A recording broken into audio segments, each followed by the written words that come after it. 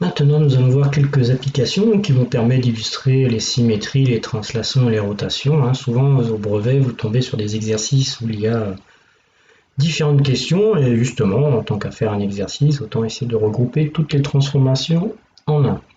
Alors, on va faire donc ces vidéos en prenant à chaque fois deux petites applications qui correspondent soit à des exercices de brevet pour la plupart, ou alors des exercices qui permettent de tout résumer. Un exercice de brevet il y a longtemps. Donc là, il fallait simplement, vous voyez, il n'y avait pas de construction à faire, il fallait simplement donner les transformations avec, évidemment, pas simplement dire que c'est une translation, une symétrie, une rotation, il faut donner les éléments qui permettent de faire la construction correctement. Alors ici, on veut passer du triangle 1 au 2, donc on va du 1 vers le 2, donc là, ici, vous voyez, visuellement, c'est ça qui est important, on constate que la figure n'a pas été retournée, n'a pas été, comment dire, changée de position. Donc du coup, ça permet de dire que c'est une translation. Alors une translation, on va dire pour la définir, il suffit simplement de dire qu'il transforme donc le point E au point F. Il suffit de donner un exemple avec des points.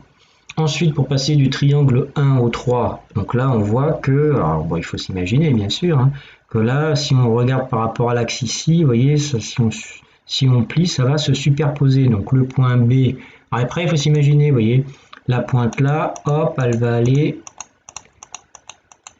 ici. On va prendre une autre couleur, ce sera mieux. Le point là, il va aller ici, vous voyez, donc là c'est par pliage, donc du coup c'est une symétrie axiale et donc ça se fait par rapport à la droite XY, donc c'est une symétrie axiale d'axe XY. Ensuite du 1 au 4, donc du 1 au 4, donc là on voit bien qu'on ne peut pas le faire par pliage suivant une droite ici, la figure on voit bien qu'elle a été un petit peu retournée, parce que là il y avait un angle droit, il a l'air d'être là, donc la figure elle a changé de position, elle a été un petit peu tournée, donc ici ça va être une rotation, donc là on voit bien que ça va se faire par rapport au point A. Maintenant si on reliait, il faudrait mesurer mais les distances seraient égales, et là on voit bien qu'il y a un angle de 90 degrés, donc on a tourné dans le sens A puisqu'on passe du 1 au 4, donc là c'est le sens inverse des aiguilles d'une montre ou alors le sens anti-horaire, donc on a tous les éléments, vous voyez, il faut dire le centre A d'angle 90 degrés et dans le sens anti-horaire.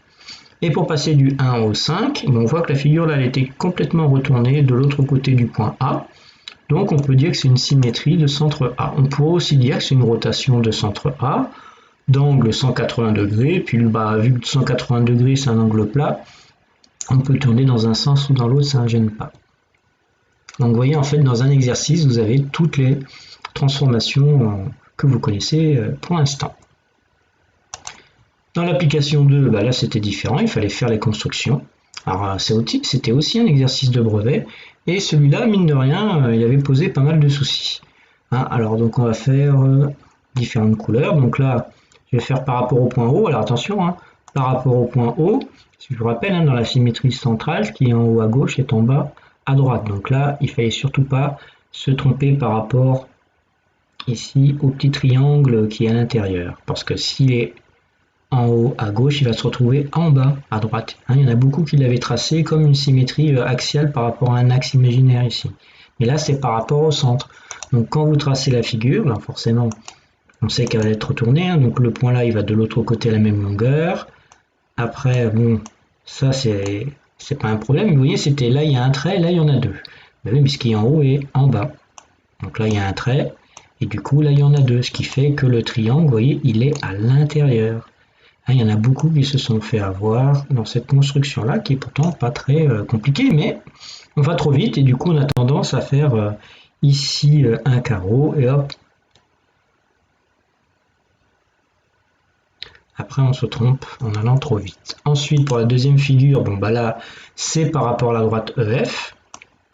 Donc par rapport à la droite EF, vu que là elle est dans la diagonale, on compte dans l'autre diagonale. Donc là je suis à un carreau et demi, je suis à un carreau et demi. Si je suis pas sûr de moi, on voit bien qu'ici la pointe ça va donner ça, mais si je suis pas sûr de moi, je peux faire par exemple le point là, vous voyez, là je suis à 1, 2 carreaux et demi.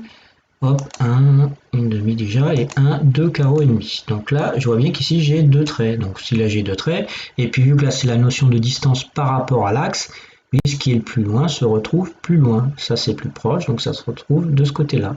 Donc le 1 carreau il est ici, parce qu'il a une distance plus éloignée, vu que c'est par pliage. Donc après, on fait la dernière partie. Bon, après je vous mettrai la figure correctement. Ensuite, donc là maintenant c'est par la translation. Alors ça, la translation c'est un petit peu plus facile, hein. Ça transforme A en B. Donc on va de A vers B. Donc de A vers B, ça veut dire qu'il faut monter et aller comme ça. Alors aussi je peux compter 1, 2, 3, 4.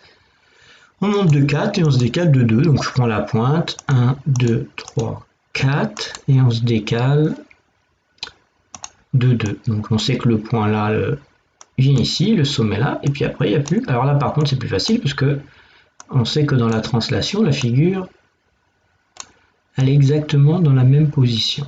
Donc c'est quand même la plus facile finalement la translation au niveau des transformations.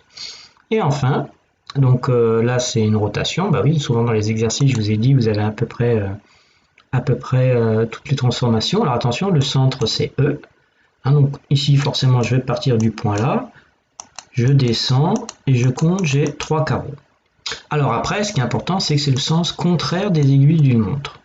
Donc là, vous tournez dans le sens des aiguilles d'une montre, donc il va falloir tourner dans le sens là.